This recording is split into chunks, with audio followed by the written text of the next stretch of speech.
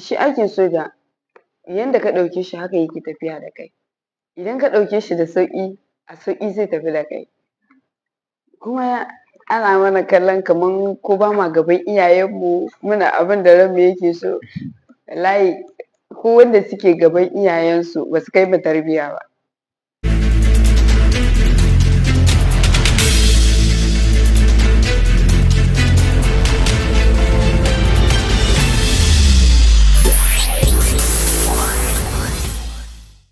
Assalamu alaikum wa rahmatullah, masu kallo barka da wannan lokaci. Kamar yadda kuka sani, sunana Ibrahim Muhammad Nura, wanda aka fi sani da IB Yobe, wanda yake gabatar muku da shirin IB Yobe Talk Show. To a wannan lokaci za ku gani the best couples of the year 2025 kenan, manya-manyan amarya da ango. Za ku gani tare da su za mu tattauna. Barkanku da zuwa wannan shiri namu mai albarka. Abu na farko da mu da masu kallo za mu so mu ji takaitaccen tarihinku da kuma sunayenku gabaki daya. Za ka fara gabatar mana da kanka sannan sai ita ma ta biyo baya. Tashin hankali ke. So, sunana Musa Muhammad, wanda aka fi sani da Presdo Navy. Ni ɗan jihar Yobe ne a Gashuwa, Bada Local Government. Matakin aiki Siman Muhammad. To wasu za su iya tambaya akan Siman Muhammad, menene Siman Muhammad?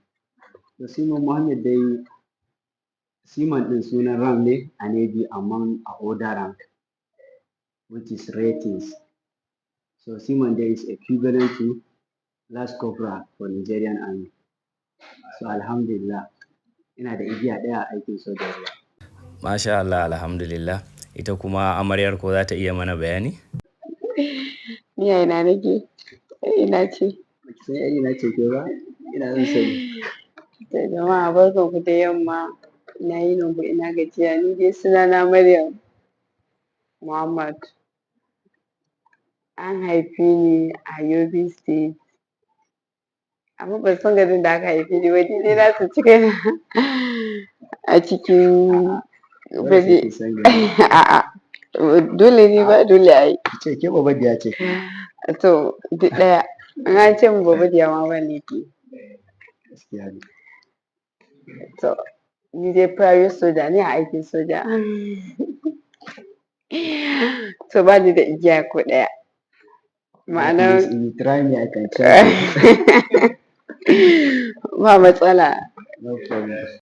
Gashi kuma yadda kuka kasance sojoji gabaki ɗayanku, kuma a yanzu haka ku sabbin ma'aurata ne. Za mu so mu ji takaitaccen yadda aka yi wannan soyayya ta haɗu har ta kai zuwa ga aure, a yanzu haka kuka zama amarya da ango. Oh boy. Ina ji fa. Yanzu za ka fara magana ko ni in faɗa musu tukunna.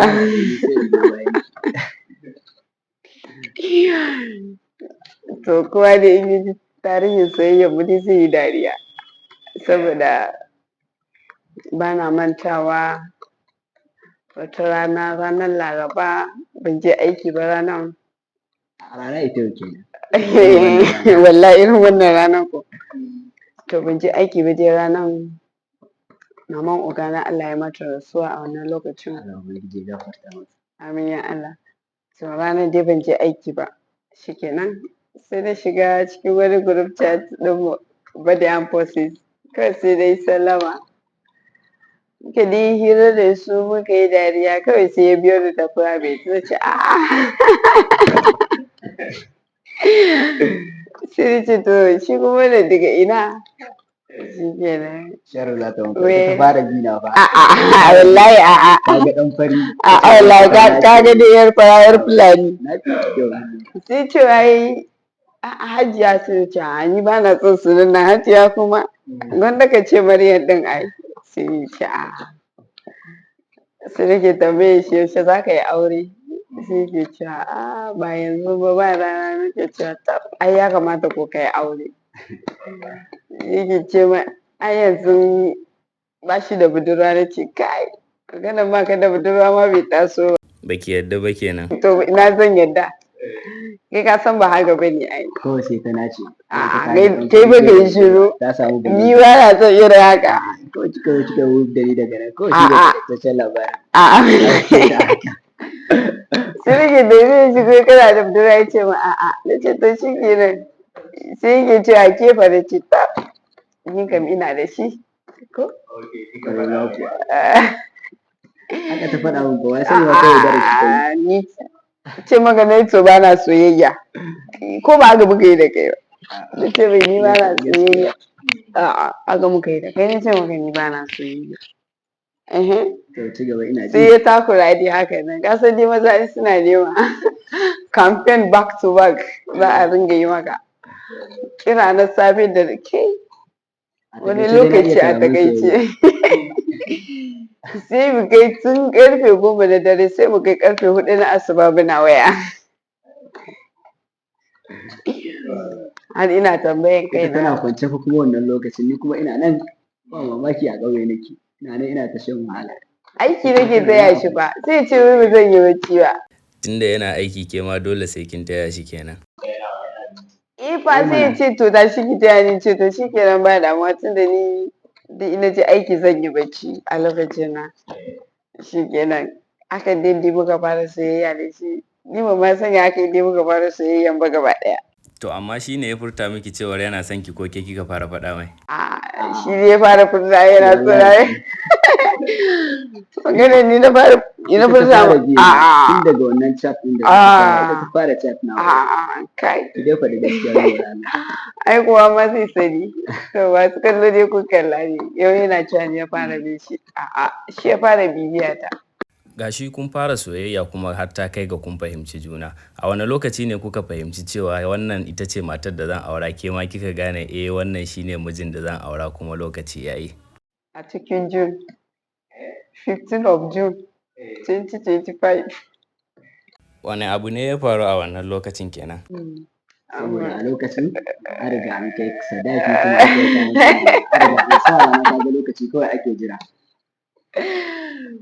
ok haka ne yasa kika fahimci cewa wannan da gaske yake kenan ko ya to hakan ne dai to masha Allah amma kasancewar ka soja kuma ita ma gashi amaryar soja ce yaya kuka tsara rayuwar auren ku ko za ku iya faɗa mana ai rayuwar aure da kake kallon ta ba sauki ne da ita yanda kai ka ɗauke ta haka za ta bi da kai idan ka ɗauke ta da sauki haka za ta tafi idan kuma ka ɗauke ta da wahala haka za ta zo da tafi amma kuma yadda mutane suke tsammanin kamar rayuwar auren zai ba da wahala kamar yadda nake sojan ruwa ita kuma take sojan ƙasa to duk ba haka bane ba insha Allah babu wani damuwa za mu zauna lafiya kuma za mu zauna cikin kwanciyar hankali kuma za mu zauna guri guda di ka san menene abin da mutane ba su gane ba su gani suke kaman baka da mutum ba shi da lokacin kanshi a aiki soja sosai nake kallo ina ga wanda suke tafiya Saudiya kuma su bar matansu da shekara 5 ba da direbobi kuma da ba sa zama su ma ko da shi duk kusan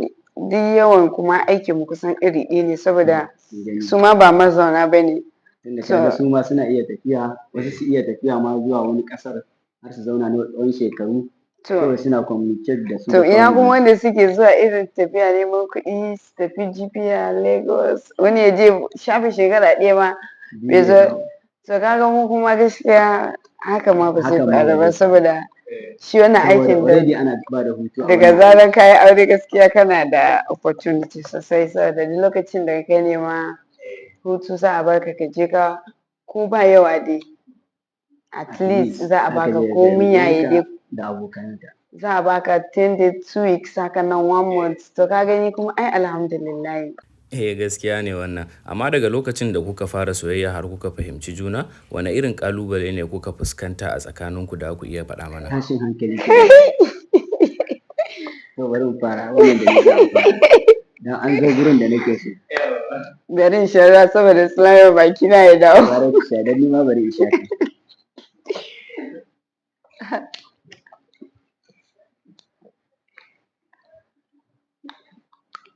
alhamdulillah wannan babbar magana ne fa ka ɗauko to shi ka san fa lamarin duniya da kake kallon shi ba da zarar za ka yi wani abu na alkhairi wanda ka ga ya danganci aure ma to ko yaya ne sai ka fuskanci ƙalubale idan baka fuskanci ƙalubale daga mahaifanka ba za ka fuskanci ƙalubale daga waɗanda kake tare da su maybe abokananka ko kuma dai wasu daga ciki. To amma dai alhamdulillah.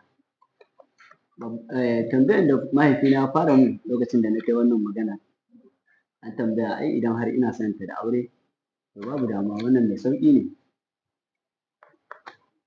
Allah ya nuna mana ranar. Na ce to amin, kuma mahaifiyata ma the same thing haka ta faɗa. To amma dai babban ƙalubalen da na fahimta shine, ko in ce na fuskanta daga abokanaina. Wallahi kuma abokanaina dai wasu daga ciki zan ce sun nuna ba sa son abu, amma wasu kuma sun nuna farin cikinsu ƙwarai da gaske. Amma dai daga ƙarshe duk wayanda suka nuna ba sa so a yi abun, da su kuma suka zo suka sa hannu su ma aka yi. Kaga kuwa wannan ba zan ce na fuskanci ƙalubale ba. Kawai dai na san komai lokaci ne, kuma lokacin shi ya nuna kansa kuma ya yi tasiri. To ita kuma amarya fa wane irin ƙalubale ne ta fuskanta? Ni ai daga ɓangare na gaskiya abubuwa da yawa. Akwai wanda suka ce wai asiri na mai. Ji asiri na ma? Kuma asiri ba wani asiri da ta wuce. Wannan haɗin Allah To ne. an ce wai asiri na maka. Kuma abin da nake son mutane su gane, ba su fahimci aikin soja yadda yake ba. Shi aikin soja da ka gan shi nan, wani abun ana hana ka yin shi. Mutane ne ba su sani ba. Saboda wani lokaci idan za ka yi wani abun, idan ka ɗauko wani abu ma in za ka yi shi, gaskiya za ka fuskanci ƙalubale sosai, especially yanzu ka ga aikin soja, in har baka kai 3 years ba, to ko ciki mace ta yi koranta za a yi. Za a kore ki daga aiki, saboda dole ne sai kin kai 3 years kan ki yi aure. Kuma abin da mutane ba su gane ba, shi aikin soja yanda ka ɗauke shi haka yake tafiya da kai. Idan ka ɗauke shi da sauƙi, a sauƙi zai tafi da kai. Kuma ana mana kallon kaman ko ba ma gaban iyayenmu, muna abin da ranmu yake so. Wallahi ko wanda suke gaban iyayensu ba su kai mu tarbiyya ba. Saboda wani lokaci idan kai abin da ba shi ne ba, har kulle ka za a iya yi. Za a yi punishment ɗinka akan wannan abubuwan sosai. Wani lokaci yawon daren ma hana ka za a yi, saboda za a ce sai kun yi tattoo. To ka gani definitely ko in an yi tattoo dole ka je ka kwanta, dare ya riga ya yi. To wani abun ma gaskiya dai ba za ka iya yin shi ba. Kuma a koda yaushe ina alfahari da aikin da na shiga, saboda da na shiga aikin nan ban san kowa ba. Amma shi da ke Allah, shi ɗin Allah ne, yana taimakon bawa a ko'ina. Saboda akwai mai kula da ni sosai, wanda ko hanya ya ga na kauce gaskiya ya ɗauke ni tamkar yadda ya haifa a cikin shi. To ba abin da zan ce sai dai na gode wa Ubangiji da ya haɗa ni da irin wannan mutumin gaskiya. Alhamdulillah. Sai kuma tambaya ta gaba da muke so mu ji, kai yanzu soja ne, ita kuma amaryar gashi soja ce, wane irin farin ciki kuka ji ko kuma abun mamaki na kasancewar ku ma'auratan sojoji duka kai da ita amaryar? Gaskiya ni dai na ji farin ciki sosai tun a lokacin da na ji an ce an ɗaura aure na da nata. Da gaskiya na ji wani farin cikin da wanda a rayuwa na ban taɓa jin irin shi ba. Kuma ina alfahari da hakan. Kuma ba zan taɓa gudun ta ba a matsayinta na soja ko kuma na wani wannan, a matsayina kuma ni ma na soja. Wannan Allah ne ya haɗa. Kuma ina jin daɗin hakan, kuma ina alfahari da hakan. To ita kuma amarya, ko za ki iya bayyana mana irin farin cikin da kika ji? Ai ni na farin cikin mama ya musuwa. Don saboda baka ga baki na gagara da kowa ba, tsaba farin cikin da nake ciki. Saboda kin samu santale da A'a ko ka samu kyakkyawa ba? Saboda dai kin samu santale da Ina. Malama ki dai faɗi gaskiya. To dai haka gashi. To amma wane irin ƙa'idoji ne kuka gindaya wa wannan auren naku a tsakaninku domin ganin ya zauna lafiya? Wannan ƙa'ida ne na tsakaninmu a matsayin mu ma'aurata. Kusan ba komai ne za mu iya faɗawa a social media ba. Ok, family issue ne kenan shi yasa. Family issue ne. Amma dai muna rike sirrin juna. Mutum shi ne zai tsara yadda zai zauna da matarsa. Da kuma rike sirrin juna ba. A bisa dukkan alamu na ga kamar ba waje ɗaya kuke yin aiki ba, haka ne? Ƙwarai ko ba waje ɗaya muke yi. To ta wani hanyoyi ne kuke bi wajen kulawa da junanku? Ta yadda kai za ka ba ta kulawa sosai a matsayinka na mijinta da ita ma kuma yadda za ta baka kulawa a matsayinta na matarka. Yanayin yanda waɗannan masu tafiya neman kuɗi zuwa Saudiyan nan ko wasu ƙasashe daban-daban ko kuma a cikin gida Najeriya su tafi wani guri daban, su tafi like kaman tsawon shekara 1 ko 2 ko 3 haka ko sama da haka ko ƙasa da haka ma. Ka ga su ma akwai hanyoyin sadarwa kamar wayar hannunka wadda kake amfani da ita. Za ka iya yin waya da ita ko kuma ka yi bidiyo call har izuwa lokacin da za ka samu damar zuwa ka ziyarce ta ko ita ta ziyarce ka. Gaskiya ne wannan. Saboda idan lokaci ya yi za ka tafi hutu kuma za ka je wajen ta. Idan ita ma lokaci ya yi in ta ga dama za ta iya karɓan hutu ta zo ta gani. Sai ma na ga dama? Ko kuma transfer ya kai ni gurin da take aiki ko kuma transfer ya kawo ta gurin da nake aiki. Kaga an samu abin da ake nema kenan. Kuma insha Allah wannan ba zai zama mai wahala ba. Wannan shi yafi komai sauƙi wannan transfer kenan. Insha Allah kuma shi za mu yi ko in ce mun ma yi. To Allah ya yarda. Amin summa amin. To amma yanzu tunda kun kasance ma'aurata kuma sojoji, menene kuka fi tsoro ko kuka fi shakka a zamantakewar ku ta aure ko kuma yanayin aikin ku na soja? Ni dai gaskiya dai ina cikin farin ciki. Daga yanzu ban san gobe ba. Ka ga gobe gaibu ne. To ban dai sani ba. Amma dai na san ina cikin farin ciki. Kuma ita ma tana cikin farin ciki. Gaskiya ni bana ma tunanin komai to bana ma tunanin gobe. Kai kana ma tunanin gobe. To ni ban ma tunanin shi. Alkhairi ne ma zai zo gobe. Haka ne. Ƙwarai ma kuwa. To ke amarya wace irin shawara za ki ba wa matasan sojoji a yanzu haka da suke son auren mace soja? To babban magana. Ko da ma ba matasan sojoji ba, ko da ma civilian ko farar hula kenan. Wadansa da rigawa soja. Saboda ba komai bane ba. Duk soyayya in dai har kana son ka san me yake faruwa ne di? Ka san me yake faruwa? Ka san civilian tunani suke wai in sun shiga cikin bariki wai sa a dake su. Mu ba ma dukan mutum dan ka shiga barikin. Na sha irin samun irin wannan question daga gurin mutane za su ce to ke yanzu soja civilian zai iya auren ki nace in Allah ya yi civilian zan aura ai.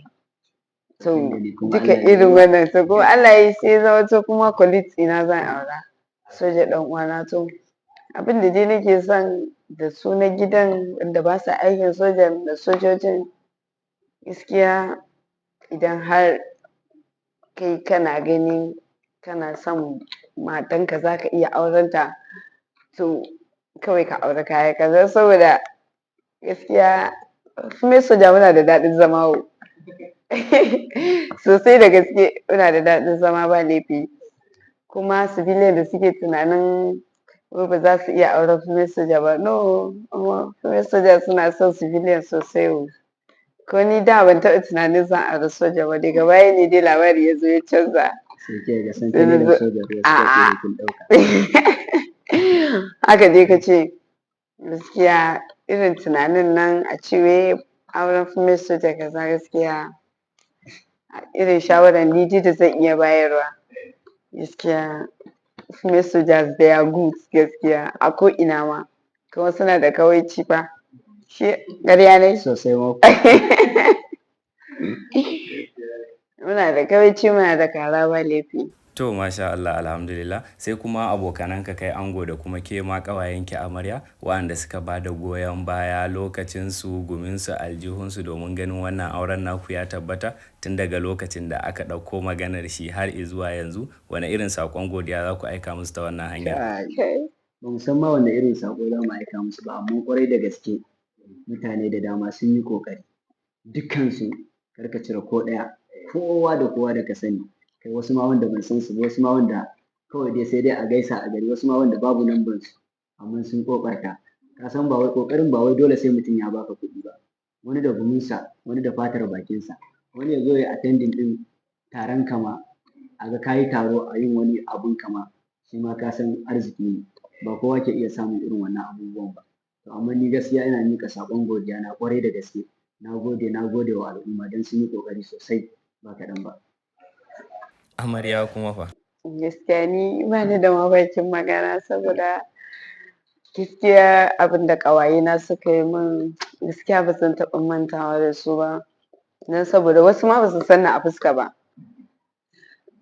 Amma Allah ya haɗa mu da su kuma kai gaskiya na gode sosai ƙawayena da wanda suka zo bana nan da wanda muka haɗu da su gaskiya na gode sosai.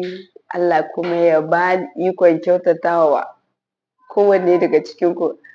Jazakallahu khair. Na gode sosai gaskiya ba ni da bakin da zan iya gode muku don saboda akwai wanda godiyar ma ba za ta godu ba ne don saboda in ka ci ma godiyar za ka ma mutum ba ka san da irin godiya za ka mai ba.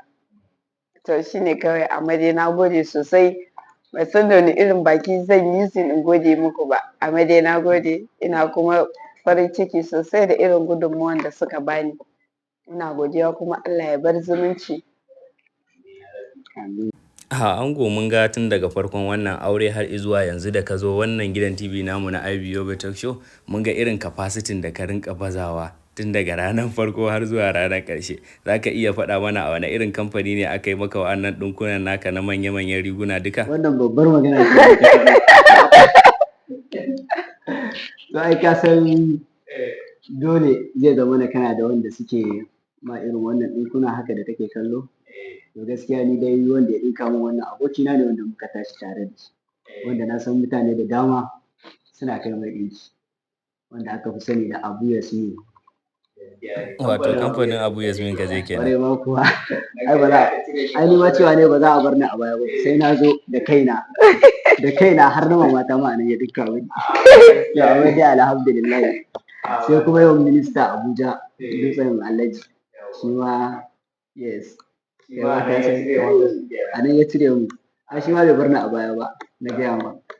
Sai an taho daga can Abuja ma aka ce a zo a nuna wa mutanen Yobe kwalitin da yake Ai dole da yake ka san shi ma da wancan ɗan gashiwa ne to wani ɗaukaka ya kai shi can. Masha Kuma Allah. alhamdulillah. Gaskiya ne. Ka ga wannan mutum biyu kar ka tsaya. Kai kuma Ko ina da za ka wani je? kaji ka kai musu ba.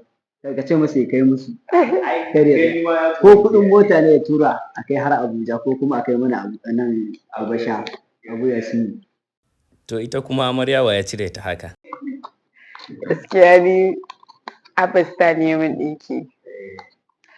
Kuma gaskiya ina jin daɗin ɗinkin Abba tun kan in shiga aikin soja. Shi yake min ɗinkuna saboda gaskiya Abba bai taɓa measurement ɗina ba. Sai dai in ɗauka hoto in tura mai. kawai ga kalar da ke. Kawai na tura mai hoto na tura mai style shikenan. Ko ni ba na ma ba da style. Ka ga Usman ba na ba shi style. Abu Wallahi. Yasmin, kar ka ba shi style kuma kar ka ba shi kar ka ce measurement naka. Kawai ka kira shi yi video call in ka ga dama ko kuma in dai ya san ka kawai zai ɗinka ma dan ni ko wannan ɗinkuna da kake kallo ba mun fi shekara rabona da shi amma ko hoto na bai kalla ba. Haka ya ɗinka wannan. Gaskiya da na tura mai hoto na ce mai ina son ɗinkuna kuma lokacin ina sauri zan koma gurin aiki ya ce mata shikenan ba damuwa kawai in tura mai hoto ba matsala. Da na zo na saka kayan abun ba har mamaki mutane ya tambaya suke na ce no wallahi bai taɓa gwada ni ba. Gaskiya ya iya ɗinki sosai kuma gaskiya ba shi da wasa gurin ɗinki idan ya ce maka ga ran da zaka zo ka karɓa to gaskiya sai dai in kai ne baka biya kuɗin ɗinkin ba amma definitely in ka biya kuɗin ɗinki kai wallahi zai kai wani lokacin har shi zai kira ka ya ce yaushe aka so ka ansa kayanka don saboda already ya baka ranar da zaka zo ka karɓa sai ka ɗan saɓa lokaci baka zai kira ka ya ce a'a me ya faru gaskiya Abba ni dai mata da yawa in za ku ga ɗinki ku kai ma Abba gaskiya Abba yana min ɗinki sosai gaskiya duk wani ɗinki da na saka a bikin nan gaskiya da na ƴan uwana gaskiya duk shi yayi ɗinkin.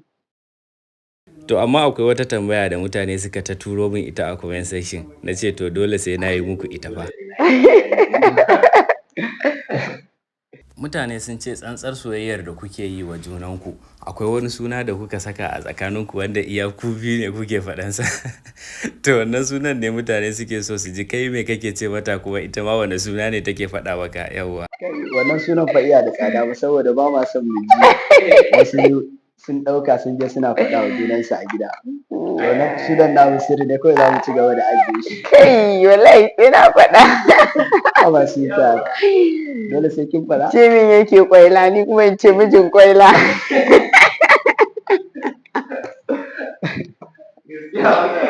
Ka rabu da ita. Da gaske har in ya kira ni cikin mutane ina ɗaga zai ce kwaila ta ya kai ce mijin kwaila, mutane sai su yi ta dariya su ce a wannan irin suna ce a mu namu salon da shi yanzu. Ban gane. Na tambaye ta ma ya ce me ma'anar hakan, ta ce sai ban zauna. Wanda har yanzu A'a ko yanzu da safe kan mu fito ta gida sai da kice mu kwaila, na ce mijin kwaila ya aka yi. amma ba ki faɗa min ma'ana. To shi kenan bari yan comment section za su gaya maka me ma'anar kwaila ɗin. Ni ba ruwana. To ku gaya mai ma'anar kwaila, yana son ya sani, ni dai ban gaya mai ba. To alhamdulillah masu kallo a nan ne muka kawo ƙarshen shirin namu tsakanin best couples of the year 2020. Kai fa wasu suna nan suna jin ka ba ruwan mu. Mu dai suna nan suna jin ka ba ruwan mu wallahi. To haka dai kuka ji. Kun ji irin tattaunawan da muka yi da su tun daga farkon soyayyar su har zuwa yanzu da suka kasance ma'aurata sannan kuma sojoji.